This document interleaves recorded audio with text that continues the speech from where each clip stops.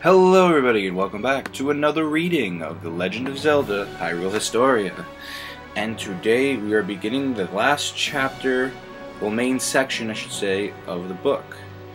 We are going to look at creative footprints, documenting 25 years of artwork. Well, over 25 years now, but you know. Here we're going to look over we're going to go over original ideas for artwork, development materials, and whatnot. We're going to see concept designs, just like in the first chapter. You see, here's how I want to explain this right now. I say this all the time about this book, but I'm going to make it clear here, too. What I like what this book did, it did a great job introducing how the book is going to be laid out within the first section. Now this is the 25th anniversary. Skyward Sword is a 25th anniversary game. With that being said, it was good that they started with Skyward Sword, especially since it's supposed to be the beginning of the timeline. So they went into more detail with the beginning of the timeline before we actually got into the timeline, which is very good. And on top of that, they mixed in the concept designs, the development stuff and whatnot. It's a good introduction, and when we get to the rest of the games, the book will be pages long if they kept doing that. So they separated into two different sections. Well done. And we're gonna start. And it's unlike the timeline, though, we're gonna be doing this in order of release dates rather than the order of the timeline itself. So let's begin. The Legend of Zelda: Link. Link was depicted in early art examples as right-handed. However, in order to aid the creation of pixel art, for the purposes of configuration and game screenings, he was altered to be left-handed. So now you know why Link is left-handed. Yeah, there's an example right here of Link being right-handed, but in the end, he was left-handed. There's him saving Impa, there's him accepting rupees from some dude. Development materials. Development materials for The Legend of Zelda drawn by Shigeru Miyamoto. Some of the images below are making their first appearance in this book. From the design of the enemies to the configuration of the dungeons, Miyamoto either created or had a hand in almost every aspect. Well, he's the creator. I always liked this grid thing. It showed me that it's definitely an interesting way of how they keep things proportionate within size, and it's very handy, especially for a top-down game like The Legend of Zelda. And I find that really interesting about something about game design, because that's still true to this day. You gotta, I mean, if everything's disproportionate in size, things might get a little hectic, you know. Here's some concept art. Get that fancy stuff. These enemies may seem familiar due to their appearance in later games in the series. Darknuts, Peahats, Levers, and Octoroks are depicted here. And Ganon. Yeah, look at all that. Look at those crazy monsters.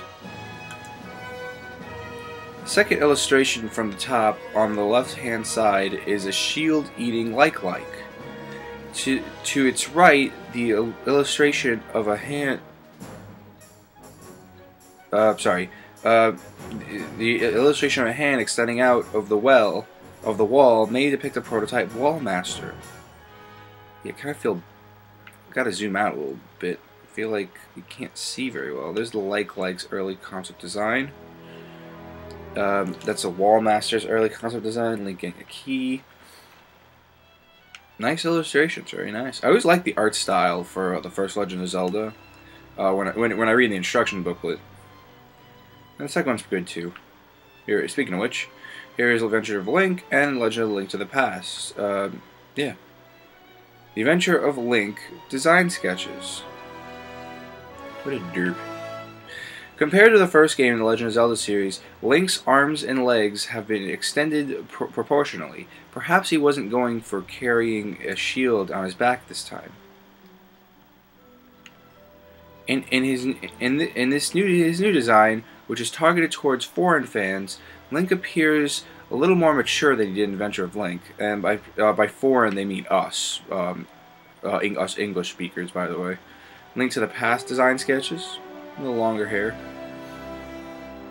Compared to the first, Here is Zelda. I like when they have a darker black here for contrast, because sometimes these pages are so bright, it doesn't come up on my whoopsies, come up on my capture card very well. Now here's an interesting concept design right here. This is also Zelda, and they explain this right here. It's really cool. Princess Zelda, clad in a magnificent dress. That's her right there. This would become a prototype for her gown. In the picture to the left, Zelda is wearing a sci-fi themed costume. It does not make appearance in the game. Because in the original Legend of Zelda, I'm sure they'll explain it. In the original Legend of Zelda, it was a concept idea that Link was going to get pieces of the Triforce in the past, but also he's going to go to the future to collect these computer chips to save the future and the past. It's supposed to, but since the NES couldn't handle that, they just stuck to the medieval kind of thing. And I agree with that move, honestly. I think if the series would have been very different if it had the future thing. And they eventually did do that to a point in Ocarina of Time, but yeah, you know. Ganon. You can see how huge Ganon is by examining the comparison chart below. For some reason, a few other characters have been added to the mix. Oh yeah, look, they got Mario, if you could see it. I really hate when they have the bright white pages. Yeah, they got Peach, Goomba, Mario, Luigi, what's that small? That's just, yeah, Ganon's a pretty big dude. Link to the past Ganon right here, and yeah, original Ganon. Well, link to Link's Adventure, anyway. Some more concept pages. Lots of concepts, lots of concepts. Development materials. To the right are the storyboards depicting scenes from the game, including the opening sequence. Below are sketches with the ideas for enemy attack patterns. Everything is drawn out in detail, from the animation to what the player must do to defeat or overcome the enemy. Yeah, so they're very in detail with this stuff. Speaking of Ocarina of Time, Link. Ever since Ocarina of Time, Link's shield inset with the Hylian crest has been treated symbolically. Link can now stand proud and tall, completely unhindered by his weight. His long ears and characteristics of the Hylia are also further emphasized. So they make him more Hylian, you know, they give him a little Hyrule boost there. There's Child Link with his Orden shield. Yeah, look at them working together. Design sketches. Oh, here's some original concept design work for what Link would look like. I think that's really shoddy. Link's design is based off Peter Pan, if you guys wanted to know that fast fact of the day. Zelda.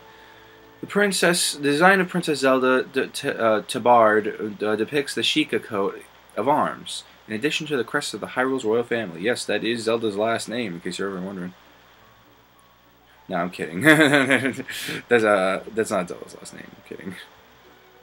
How'd you go in there? No, that's the name of her clothing. You got so excited, didn't you? Here's Sheik, Child Era. Sorry, I won't do that anymore. That was mean to me. I'm sure everyone would love to know Zelda's last name and Link's for that matter, and anyone's last name, really. I'll try to zoom out as much as possible, get the contrast back up. There's Impa. How does that work? Yeah, it works okay. I hate when they have the white backgrounds, because it's like, you know, I can't see. I mean, it works fine on the gamepad, and I'm sure on my TV, but I'm doing this on standard definition, man. Well, you can see it better on when I read the book physically, in case you want that. In case you want to see that. Try to get Rauru out. Wait, Rauru is impossible to see. There's Saria. You know Saria. They'll show all the sages, I imagine. In contrast to his final design, which depicts him wearing a sage's robe, the design sketch brings to mind a warrior. Perhaps he was initially going to be part of a fighting faction. Yes, Rauru probably would have been a warrior. Yeah, let's talk about this one, the one you actually see. The rest of his final design. Well, I would like that idea. But whoopsies, I missed Naburu. Oh, yeah, there you go. Here's Ganondorf's main look in color, thank goodness. Ganondorf. Yeah, if you guys can't see this, I do show this in my previous read through this book. So, and I also encourage you to read that one too if this is your first read through with me, because I say different things there.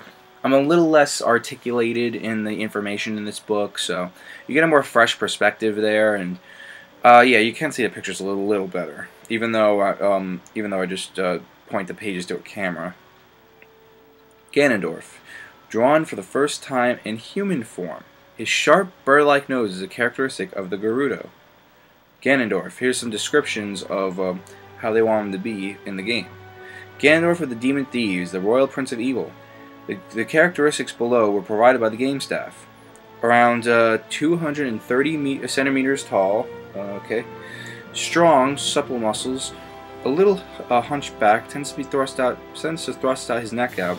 Small face. Likes topaz jewelry. Has several pieces arranged all over his body. Hands are a little long. A bird-like face, characteristic of the Gerudo tribe. Wears a leather leotard on top of a thin black bodysuit. Wrapped in fabric featuring Gerudo designs, featuring a guard covers his shoulders and neck.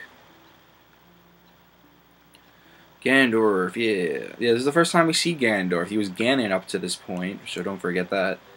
Ganondorf's horse. Covered in deep crimson decorative fabric with chainmail on top of that. Neck, chest, shoulders, and face clad in metal armor. Chainmail on legs too.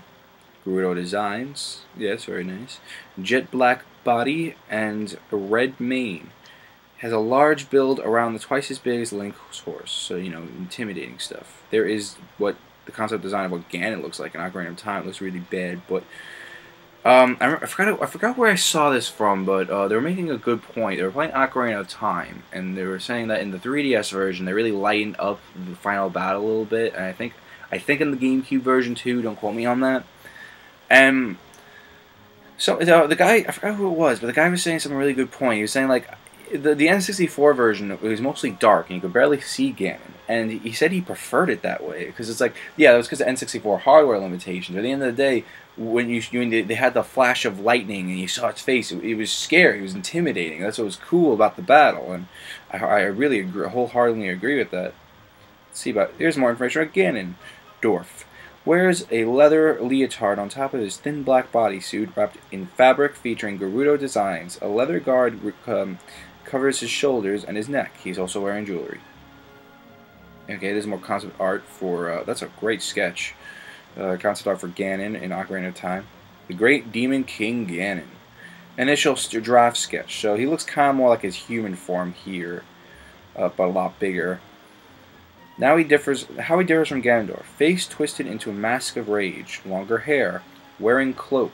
Hands and feet have become bestial. Yeah, but then they decided to go for more like this rather than over here. Yep. Ganon and underlings.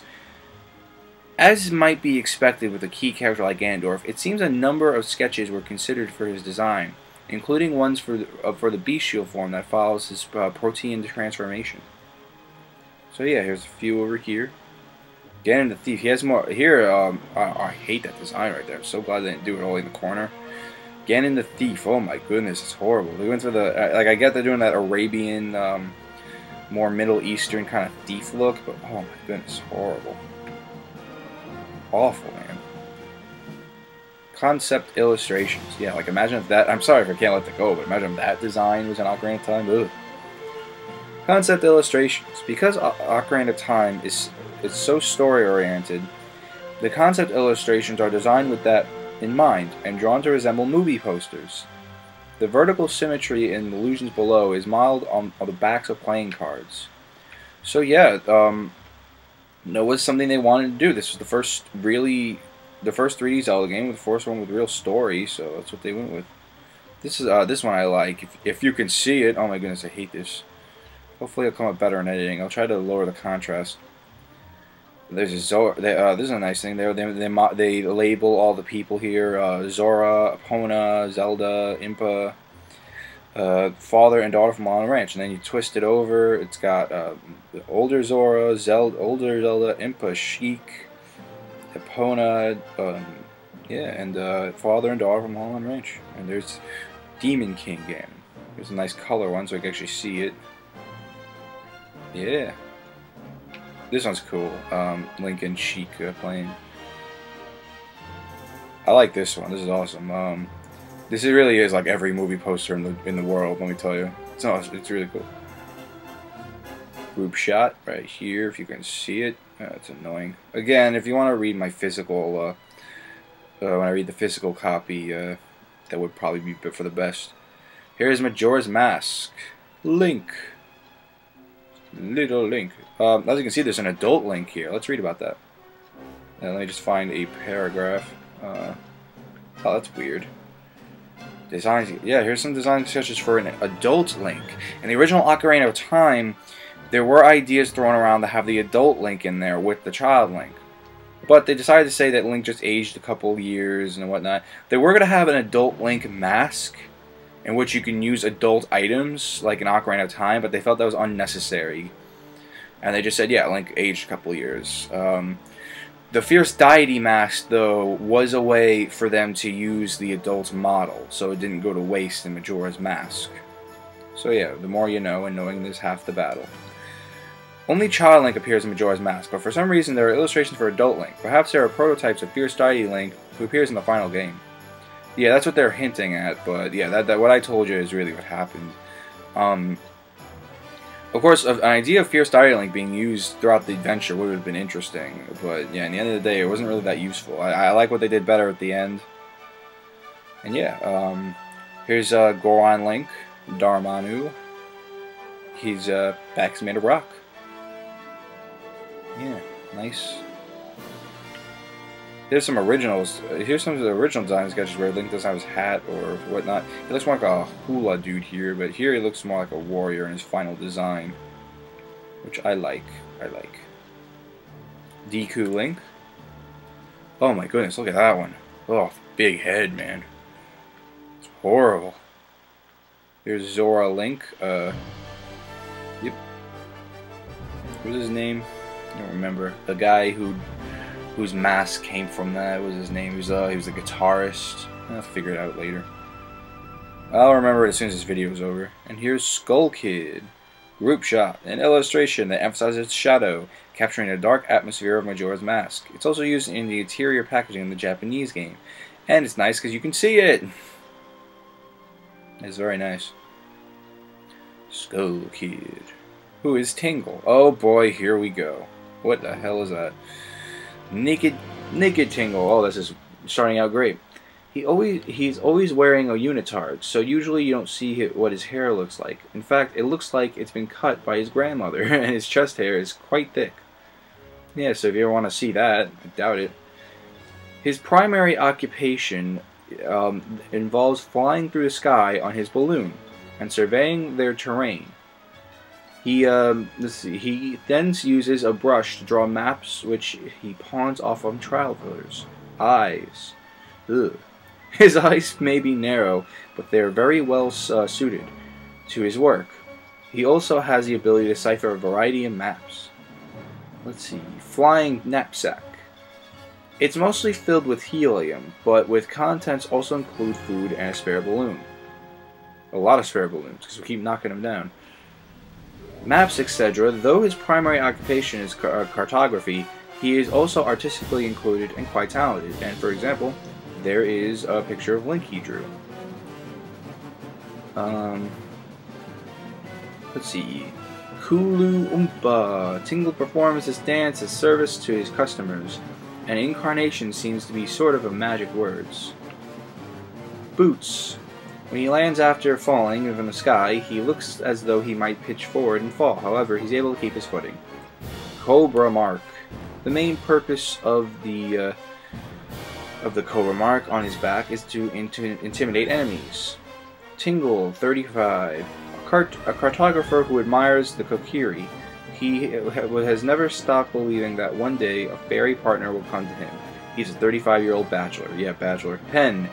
At a glance, it looks like a pen, but it actually takes cartridges, its exact specifications are unclear. Clock.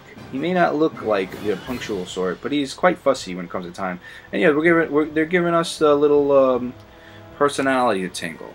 And something I do have to say about Tingle is, you know, Tingle is a character you love him or hate him. I could take him either way, but He showed up in Majora's Mask, and then he showed up in Wind Waker, and that was it. But what killed him was his game, Tingle's Rupee Run, something like that. It was a Japanese game rated T or something like that. And man, was that I heard that was stupid. Never made a Western release. It was kind of creepy. I mean, Tingle's creepy in the first place. But you know, you got to give the guy credit. He loves the Kokiri. And Link, even though he's not a Kokiri, he got his fairy partner because of his destiny in Ocarina of Time and Majora's Mask. And he notices in Majora's Mask that he has a fairy, Tattle, and he goes nuts about it. He's a fanboy, if you will. Yeah, there's a fanboy in the Zelda universe for Link. How about that? And I think that's what people liked about him, and why the developers were kind of fond of him. Tingle, a ton of detail is put into his character, from the shape of his hair to the items he carries, and even his eyesight.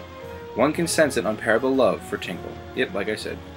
Here's some background designs from Zelda 2, Zelda 1, you know, all that. Here's some nice concept designs for his castle town. Yeah, look at that. Cool stuff. Some statues. That robot one's interesting on the right. They probably took the idea later for Skyward Sword. Concept art. An illustration depicting the town of mask-wearing inhabitants. These marks would later evolve into designs for Majora's Mask. Alright, this is going to be the last section that we're going to read for today, and then we're going to head off, and then we're going to start with, what was it, Twilight Princess when we return, just so you know. This version of Link is characterized by his large eyes. Given the name movement was to be emphasized in the game. His eyebrows can be drawn from the top of his bangs. Yep, there we go. In this book, they call him Cat Eye Link, even though Smash Brothers, we now know him more as Toon Link. What's interesting about that is, yeah, nobody takes mind to this, but if you look at Link's eyes in dungeons and temples and whatnot, he'll always look at where you need to go. He will always look at a treasure you'll be able to find. It's a hint. His eyes are hints. And no one really takes. I never really hear that much, but yeah, that's why they made his eyes the way they did. The cell shading helped too. In this drawing, Link has a smaller head-to-body ratio, far removed from his final design. It would have been interesting to see this version of Link rendered in a cell-shaded style. Yeah, this is what they wanted Link to look like originally, but yeah, this is what we got. Much better, if you ask me. It was more based on his original Zelda 1 appearance. Whoopsies, but in the end. They did have to update him a little bit more, because this isn't exactly the original Link. Link strikes a determined pose, with Tetra and the girls at his back, and an additional character beside. They're talking about the little Deku net over there. There's Tetra and Link. Speaking of Tetra. Tetra is characterized by the swirl of her hair. The style was chose to match the design of the wind and smoke that appear in the game. She was originally going to have red eyes. Here's Zelda in full regalia, whatever that means. I actually don't know. Please make her part consistent. Yeah, they want that in the game. Here's some original design ideas for Tetra and Zelda. Tetra on the right, Zelda on the left. Tetra on the left, Zelda on the right. Much better with the original final design, of course. That's why they chose it. Tetra and her pirate, here's another design idea. Tetra and her pirate underlings dressed in a style of clothing that evokes the South. Could it be that Gonzo, standing beside her, holding an axe, or Sensa perhaps? Yeah, they're hinting on who these people might have been in the original concept design. Yeah, they went with a lot of ideas. They took the pirate idea and made a lot of ideas. It's interesting to see. Ganondorf. This is a lot of people's favorite incarnation of Ganondorf, and it's actually mine too. I love how Ganondorf looks in this game. Very intimidating. He has a very fierce, older presence, a commanding one, if you will. Ganondorf has gotten a lot older since the appearance in Ocarina of Time. He is now middle-aged. These drawings have an Eastern flavor to them. Yes, they're also going for the East and the West. That was something Zelda was doing, especially in Twilight Princess. The East versus the Western world, and that's just how it is. Resembles a carving knife. Bevel, thickness, grows thicker toward the top. Cutting edge, talking about his sword there, in case you're wondering. Pattern on sash. A twist on the mark of the Gerudo tribe that appears in the previous Zelda games. Straight line on his back, pattern on collar, pattern on back, I'll keep adjusting it. Plain soles, how his feet look. Okay, there's Zephos and Cyclos. King of Red Lions. King of Red Lions was originally designed to appear as though he was handcrafted out of wood. Ultimately, a more Eastern style was emphasized to his look. Here's some original concept designs, very ugly, especially that whole boat in the back. They're gonna make it a lot bigger, it looks like. But yeah, that would have been awkward. There's Tetra's underlings, a little more closer to what they look like in the actual game. Design sketch that depicting the Tetra's pirate underlings. One can assume from the blue bandana and short stature that the person on the left is Nico. Yes. Is this what you desire? Then come up here and get it. I guess that was the original design for the Deku tree. Horrible. Oh my goodness. The Deku. This piece of concept art shows a Deku tree presenting Link with a Deku leaf. His final design pairs closer to the resemblance of the Deku tree in Ocarina of Time. Thank God. He looks like the ice guys from Thor. The name escapes me in the moment. I feel really ashamed about that, but yeah. That's what it looks like. Oh, horrible. Oh no, you know what it looks like? It looks like one of the Titans from Hercules, the ice one. That's what I was thinking of. Yeah. There's Fishman. Ahoy, small fry. Here's the photograph man, Lenzo. Oh, I never knew his name. Photograph man. Please keep a scary eye shape in addition to on two form shapes and blinking. Don't make the eyes move from side to side. Have them staring straight ahead. Yeah, they want to make them as creepy as possible right here. As creepy as possible. Look, yeah, it's creepy, man. Please use polygons to notch up in the hem. Please have it so the axle on the arm 2 makes arms 3 move. Please use polygons for the camera. Yeah, basically these are little notes when they render it in a computer, because it's just a drawn concept art. The Korok tribe. These are cool early designs, and this is their final design. I mean, it was easy to get to their final designs from the look of it. Ideas from their masks at first on the left. The Rito tribe. A lot of concept art designs. In fact, it looks like they're originally going to go for a penguin idea, which would have been a little more interesting, considering that they're first water dwellers. And they decided to go with this final design right here. Very cool. Whoa, what is this? The children remain until... Whoa, man. These are some I guess these are some creatures that never made it in the end. As the design sketches indicate, the wings of the Rito were smaller in early development. However, once it became necessary for them to fly in various places, their design was changed to emphasize their wings. The two pictures at the bottom are design sketches that are unused races that never made it into the game. Yeah, it looks like one of them gives you the pea pies and one of them jumps pie. Monsters. I wonder if they're going to be jumping in Wind Waker then. Yes, here's original design sketches for some bosses. Original design sketches for those guys.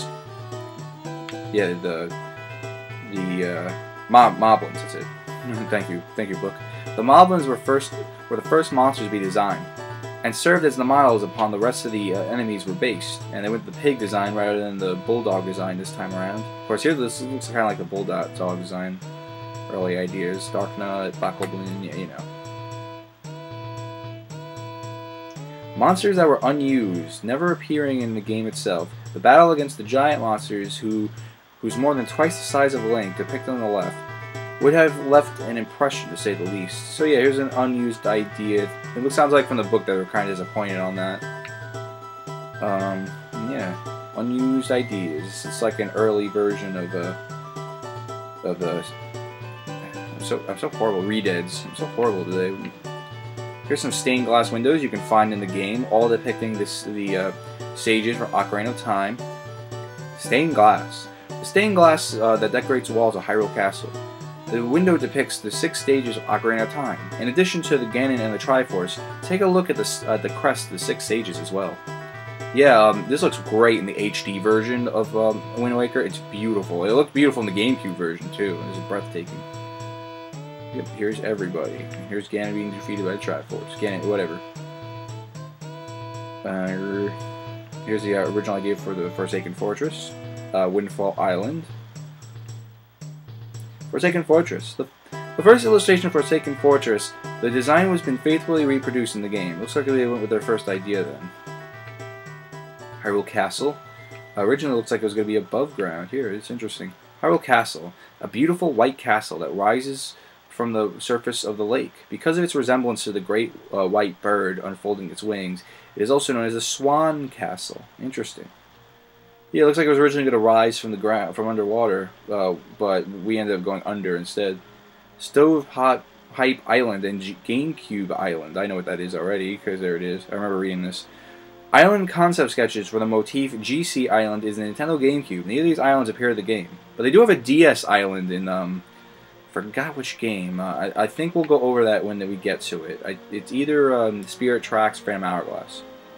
Concept sketches depicting areas that were never used in the game, including an underwater scene. Only Jaboon, the sea creature at the lower right that resembles a giant anglerfish and lives on the far side of Outset Island, is seen in the game.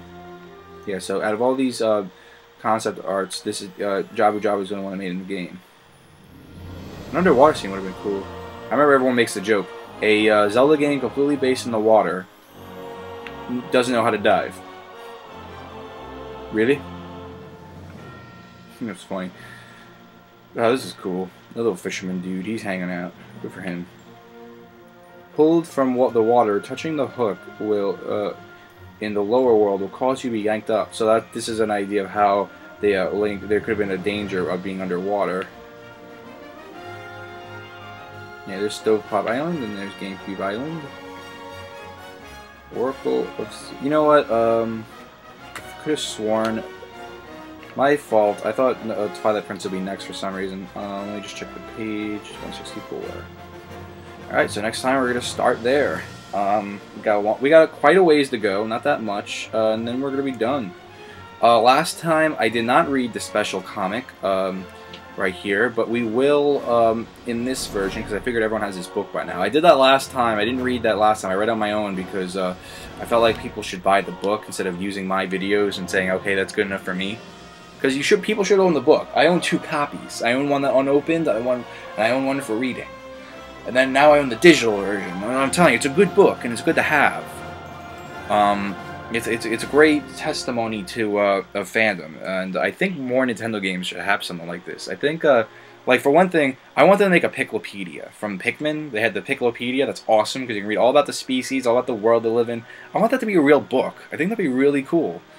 Maybe they'll do it for Pikmin's 25th anniversary. So yeah, that's that. And, nothing else to say. Next time we're going to start with the Oracle series, concept art and designs and ideas. And when that happens, thank you all so much for... Until that happens, thank you all so much for watching. I've been Billy, your video game analyzer. Have a good day, good night, whenever you're watching this. And I'll see you next time.